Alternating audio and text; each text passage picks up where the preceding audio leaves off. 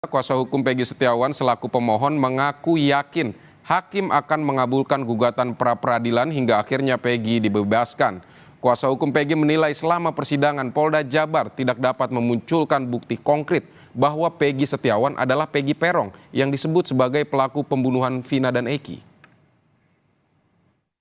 Insya Allah sejak kita memasukkan gugatan pra-peradilan ke Pengadilan Negeri Bandung, insya Allah kita sangat optimis bahwa kita akan memenangkan pra-peradilan ini. Karena kita semua berprinsip bahwa tidak ada di dunia ini yang bisa mengalahkan kebenaran. Ya, sehebat apapun kejahatan, tetap pada akhirnya kejahatan itu akan dikalahkan dengan kebenaran. Kalau misalnya seandainya gugatan kita tidak dikabulkan oleh hakim tunggal ya. Pertama, pertimbangan hakim kan kita tidak bisa mengintervensi. Kemudian yang kedua, ya kami semua tim kuasa hukum Peggy berprinsip bahwa kalau pra-peradilan saja kita tidak menang, berarti memang penegakan hukum di negeri kita ini sudah kacau balau dan hancur. Saudara, sidang pra-peradilan penetapan Peggy Setiawan sebagai tersangka pembunuhan Vina dan Eki pada Kamis kemarin diwarnai adu argumen antara ahli pidana yang dihadirkan Polda Jabar dan kuasa hukum Peggy. Salah satunya soal syarat penetapan tersangka.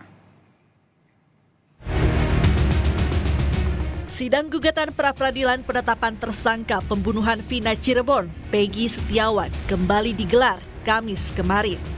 Kali ini, tim hukum Polda Jawa Barat menghadirkan ahli pidana dari Universitas Pancasila, Agus Surono. Dalam sidang, Agus Surono menjawab pertanyaan Hakim Tunggal Eman Sulaiman soal syarat penetapan tersangka. Agus Surono bilang seseorang yang ditetapkan tersangka tidak harus diperiksa sebelumnya. Dalam menetapkan tersangka, penyidik hanya perlu mendapatkan 2 alat bukti. Yang ditetapkan jadi tersangka, apakah sebelumnya harus diperiksa terlebih dahulu atau bisa belakangan? Tidak harus, Yang Mulia. Tidak harus. Ya, walaupun di dalam putusan MK itu di dalam pertimbangannya ada, tapi itu tidak mengharuskan.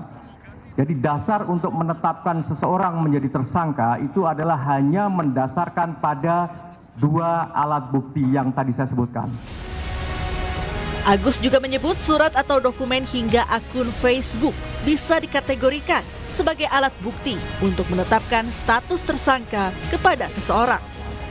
Jadi memang di dalam kaitannya dengan akun Facebook itu memang bisa saja dikualifikasi sebagai alat bukti, Yang Mulia, namun tidak masuk dalam kategori alat bukti surat. Tapi ini bisa dijadikan sebagai petunjuk, meskipun nanti akan dikonfirmasi lagi dalam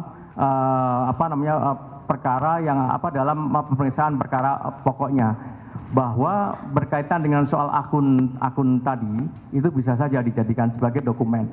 Nah, ketika kemudian akun Facebook itu nanti terkonfirmasi ya atau terverifikasi oleh ahli yang berkaitan dengan digital forensik misalkan, maka itu bisa saja sebagai dokumen atau informasi yang sifatnya elektronik.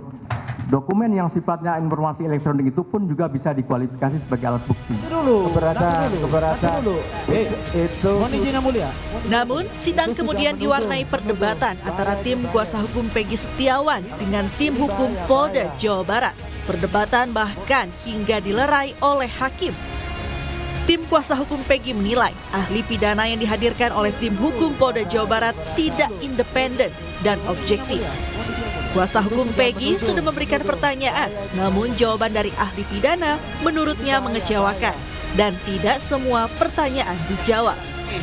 Di dalam persidangan hari ini yang mana pihak termohon menghadirkan saksi ahli, diharapkan oleh kita ini begitu kita melontarkan pertanyaan, dia menjawab sesuai dengan keahliannya. Ya. Jadi jangan menilai, mohon maaf, ini pertanyaan pra-peradilan, ini pertanyaan pokok perkara. Jawab saja, ya. Apakah masuk nanti ke pokok perkara atau pra-peradilan? Biarkan nanti majelis hakim yang menilai. Jadi sungguh sangat tidak independen kalau saya bilang. Karena semua bermuara kepada 2 alat bukti. Ditanya ini jawabannya 2 alat bukti. Ditanya itu jawabannya 2 alat bukti. Jadi tidak berkembang. Ketua Tim Hukum Polda Jabar Kombes Nur Hadi Handayani menegaskan, ahli pidana yang dihadirkan pihaknya sudah independen. Nur Hadi bilang sebagai ahli pidana, Agus Surono telah menjawab seluruh pertanyaan dengan menjelaskan secara komprehensif termasuk soal 2 alat bukti yang menjadi syarat penetapan tersangka. Memang seperti itu, kalau orang menaikkan tersangka memang ada syarat yang harus dipenuhi, yaitu 2 alat bukti. Bunyinya undang-undang seperti itu. Jangan disalahkan ahli atau salahkan penyidik. Bunyinya undang-undang, textbooknya bunyinya seperti itu. Jadi kalau disalahkan undang-undangnya, jangan. Saya nggak merasa nggak independen. Untuk mungkin dari perasaan dari pemohon aja. Saya nggak ada apa-apa. Begitu. Saya nggak pernah merasa seperti itu. Gugatan pra-peradilan menambah panjang kontroversi yang menyelimuti kasus pembunuhan Vina dan Eki di Cirebon, Jawa Barat pada 2016 silam. Putusan pra-peradilan akan diumumkan hakim pada Senin 8 Juli mendatang. Tim Liputan, Kompas TV Bandung, Jawa Barat.